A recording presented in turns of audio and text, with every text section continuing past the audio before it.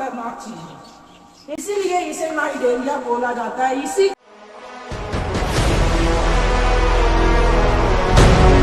Cnidoblast के जरा सा स्ट्रक्चर को समझने का कोशिश करोगे तुम लोग, इसको मिटा देते हैं, इतना तो समझ में आ गया क्या क्या है।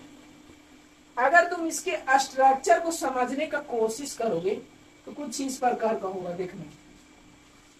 सबसे पहले ये पूरा स्ट्रक्चर है, ठीक। ये जो तुम्हें ये जो दिख रहा है, ये जो तुम्हें ये बाउंडेड रीजन देख रहा है, इसी को बोलते हैं नेमेटोकास्ट, जो टॉक्सिन से भरा होता है।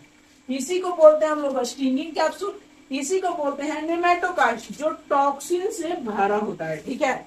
अब देखो ये जो तुम्हें ये जो रास्ता निकल दिख रहा है, ये रास्ता कभी कभी क्या होता है, जैसे ये नेमेटोकास्ट है तो ये रास्ता जो तुमको अभी ऊपर दिख रहा है, ये रास्ता कभी कभी इसको में आके रख जाता है, ठीक है। इसको में रास्ता आके रह गया, ये नेमेटोकास्ट है। ये जो तुम्हें ये जो पार्ट दिख रहा है, इसे को बोलेंगे नेमेटोकास्ट, ठीक है।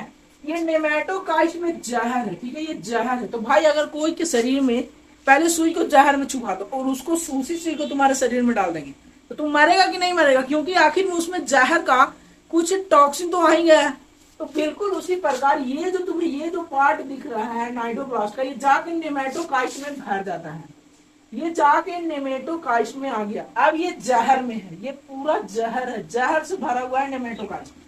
अब ये जहर से ये पॉइंटेड पार्ट को निकालता है। कब निकालता है, जब आदमी सांप कब अपना फन छोड़ता है, जब वो आदमी को देखता है, अपने प्रे को देखता है, अपने दुश्मन को देखता है। तो बिल्कुल उसी प्रकार ये स्वेलेंट्रेटा जब देखेगा अपने प्रे को तो वो नाइडोब्लास्ट को करेगा एक्टिव, और उससे ये जो पॉइंटेड पार्ट इस नेमेटोकास्ट जो जहर में बड़ा थैली में बंद था, वो जहर के लोड करके बाहर निकलेगा और ये ढुका के डाल देगा प्रे में। अब प्रे के खून में जहर फैलने लगेगा। अब जैसे जैसे जहर फैलेगा, ब्लॉक होगा, वो जानवर मर जाएगा।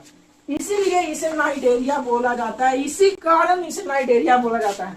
और मैंने इसे इसीलिए ऐसे ही नहीं हवा हमें बोला कि स्वेलेंट्रेटा एक पगला सांप, ये सही में पगला सांप है। देखो इसके पास कितना खतरनाक चीज है।